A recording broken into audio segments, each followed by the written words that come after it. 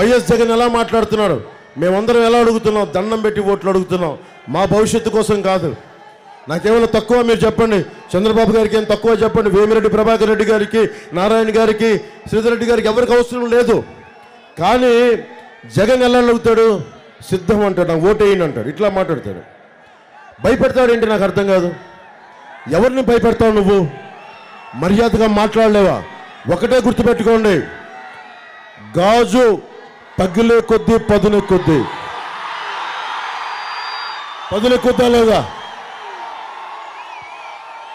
YS Jagan ఇలా చూపిస్తా ఉన్నాడు, భయపెట్టడం, నమస్కారం పెట్టడం నేర్చుకో జగన్.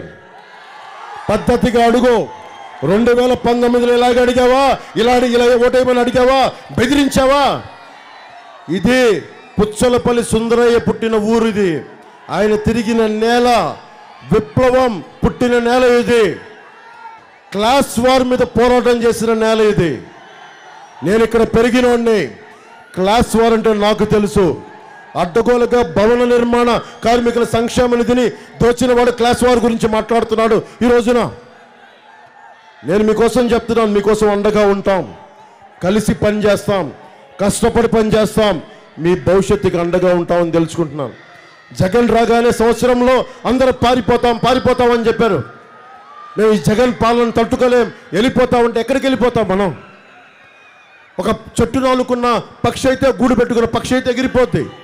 కానీ మనం వేళ్ళూరు కొనిపోయాం చెట్టుల్లాగా. తుఫాన్ వచ్చినా, భూకంపాలు వచ్చినా ఎక్కడికి వెళ్ళలేం. మనం నేల విడిచి ఎక్కడికి పారిపోతాం? ఈ నది, మన పెన్నా నది ఈ నేలను విడిచి సింహపురిని విడిచి పారిపోతా. కష్టాలు వచ్చినప్పుడు పారిపోతా పెన్నా నది. కష్టాలు వచ్చినా, జగన్ వచ్చినా, జగన్ అమ్మమ్మ కూడా వచ్చినా మనం పారిపో. ఇక్కడ కూర్చొని నిలబడతాం, పోరాడతాం, చొక్కా పట్టుకొని నిలదీస్తాం, మన హక్కుల్ని సాధించుకుంటాం. ఇది మన హక్కు, మన నేల, మనదే, మన సింహపురి మనదే.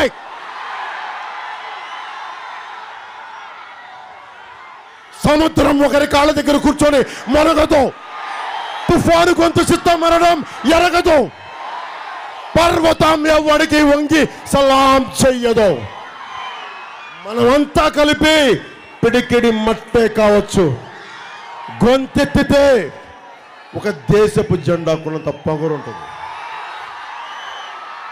మీ భవిష్యత్తు కోసం వచ్చాం, మీ భవిష్యత్తు కోసం నిలబడతాం, మీ బిడ్డల భవిష్యత్తు కోసం వారికి ప్లాన్ చేసి మరి మేము అండగా ఉంటామని తెలియజేసుకుంటూ, నా అన్నదమ్ములకి, నేను పెరిగిన నా నెల్లూరుకి,